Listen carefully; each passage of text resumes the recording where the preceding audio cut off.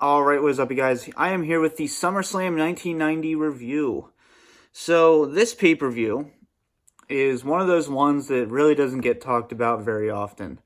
And, I always kind of thought that was interesting. So, going back and watching it, I can exactly see why this pay-per-view is really not talked about. So, this is coming off the heels of WrestleMania 6. I'm a huge fan of WrestleMania 6 personally. Hulk Hogan and Warrior. It's an epic matchup. It may not be an in-ring masterpiece, but, it's still a good match and it told a decent story. So, your WWE champion going into SummerSlam is the Ultimate Warrior. And that's the first time we've gone into a SummerSlam where Hulk Hogan's not champion. And this is the first SummerSlam out of the first three that Hulk Hogan wasn't the main event. And it's not very often you see Hulk Hogan in the co-main event. We were really starting to get to that period where Hulk Hogan really wasn't, the only guy in the company, it seemed like. They were branching out. So, the first match, we had Power and Glory defeating the Rockers.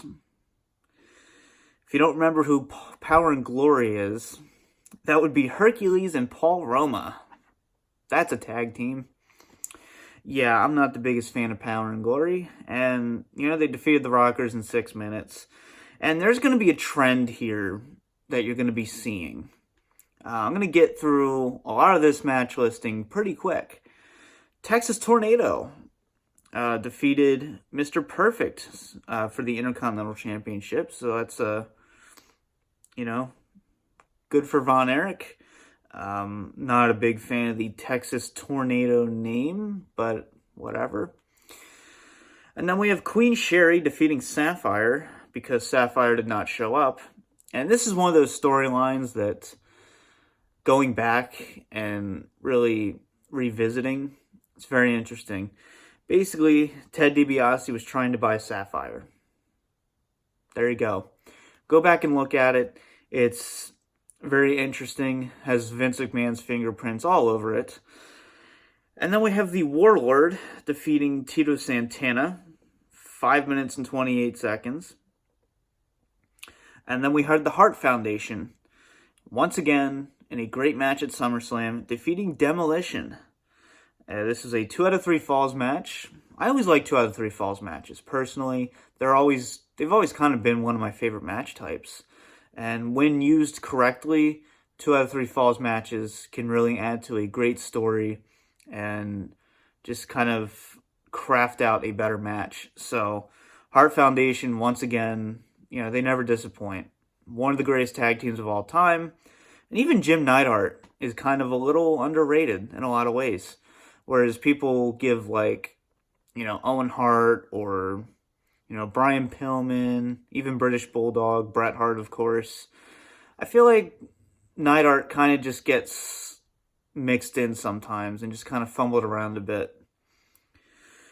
And then we have Jake Roberts defeating Bad News Brown by disqualification with Big Boss Man as the special guest referee. And that's not the only time we're seeing Boss Man on this pay-per-view. This was only 4 minutes and 44 seconds, and the tag team match before it was 14 and a half minutes. Jim Duggan and Nikolai Volkov defeated the Orient Express in 3 minutes and 22 seconds. Randy Savage defeated Dusty Rhodes in 2 minutes and 15 seconds. You're seeing a trend here.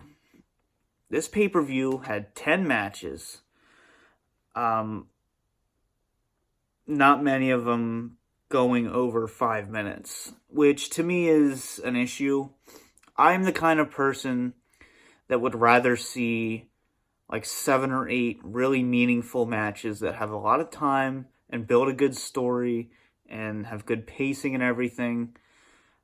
I'd rather see that than, for example, a WrestleMania 26 for a lot of the modern viewers here, where it just felt like a lot of the matches, like CM Punk and Rey Mysterio or Sheamus and Triple H, just kind of felt like they were just there. The tag team opener. I'd rather see a WrestleMania I don't know, like 23 or like a WrestleMania 21 not have that many matches, but they just kind of feel more important and special and have time to build and actually have quality. And it does show, especially in the main event. But first, we get to our co-main event. Hulk Hogan with Big Boss Man, once again on the card, defeating Earthquake. And this ended by countout. So, first of all, it's very interesting and kind of strange to see Hulk Hogan in the co-main event. You know, this was an abnormality at the time. And really a sign of the times, honestly. But you know, the plan after WrestleMania 6 was always to have this big Earthquake angle. And Earthquake, to me, was never really anything special, except in Japan. And, I don't know. It's just, it kind of felt like Earthquake already hit his stride here with Hulk Hogan. And, you know, obviously Earthquake, he would go on to other things, but Hulk Hogan's kind of as big as you can get. And this match went 13 minutes. It's not the worst match in the world, but it's just kind of, you know, it's just there. This whole pay-per-view just feels kind of there. And then we get to our main event, the Ultimate Warrior, your newly crowned WWE champion, a few months after WrestleMania, versus Rick Rude once again. Whereas last year it was the Intercontinental title, this year it's the WWE title. And this is a steel cage match. And, you know, these two had a great rivalry, man. It started at the Rumble of '89, and we're still going strong like a year and a half later. So this match really should have been something special, and they only get 10 minutes and 5 seconds. That's the problem here. I feel like if you take off some of the more worthless matches, like, do you really need the Warlord versus Tito Santana? That could have shaved off 5.5 minutes right there, plus entrances and everything. So you could have just taken that match off. The Queen Sherry and Sapphire angle, that match didn't even happen because Sapphire no-showed.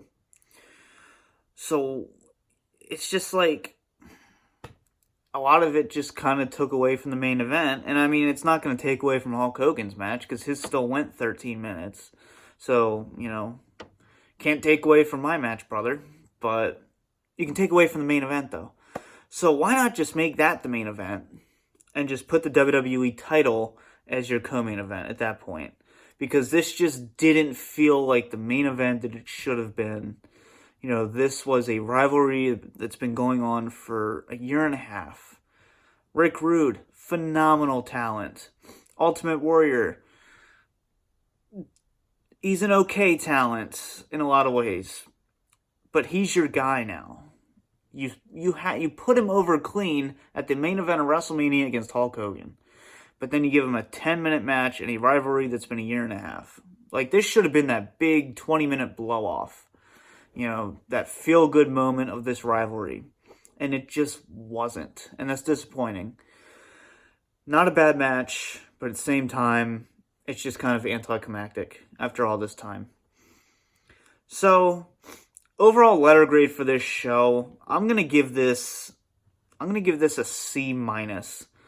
May seem kind of harsh, but you know, if you've only seen this pay-per-view once, like, let's say I showed you this pay-per-view, and then a year later I ask you to tell me what the card was. You're probably going to have a tough time remembering, because barely any of this is memorable, and it's just there. Like I said, it's not a shit pay-per-view, but it's not, you know, it doesn't really do anything for the product. I guess I'll put it that way. So, be sure to let me know your thoughts. For now, this has been the DVD Freak. Peace out.